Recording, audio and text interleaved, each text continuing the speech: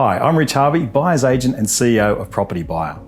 If you scroll social media, TV, newspapers any day of the week, you'll see several stories predicting the outlook for property prices. But how accurate are these forecasts? We typically see sensationalist headlines focusing on the worst case scenario. When I was an economics student studying my masters, the lecturers used to joke that the exam questions would always stay the same, but each year the answers were different. Well, property economics is no different.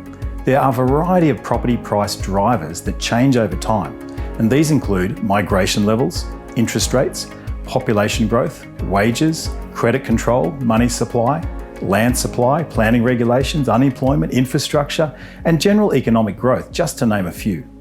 Now, economic forecasts are made on the information that's available at the time.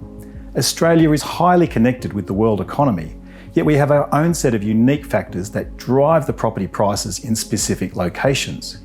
What happens in the world economy has an impact on market sentiment at the macro level, but doesn't necessarily determine the price of property in Manly or St Kilda, Geelong or Parramatta at a more micro level. The media tends to report on the overall property market, but there's over 15,000 individual suburbs in Australia.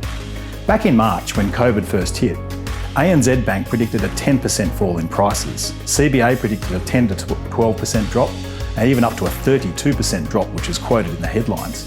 Westpac predicted a 10% slump, NAB a 10 to 15% fall, and AMP predicted a 20% fall in prices.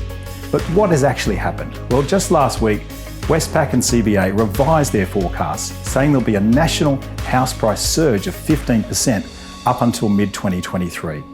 And Westpac only expect prices to fall another 2.3% the rest of this year.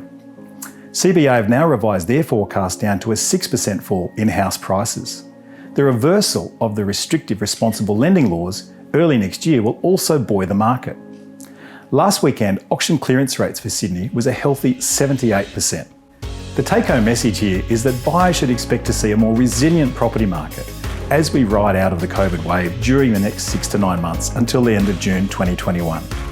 The property cycle is likely to kickstart its growth curve sooner than expected and see a more buoyant year ahead in the market.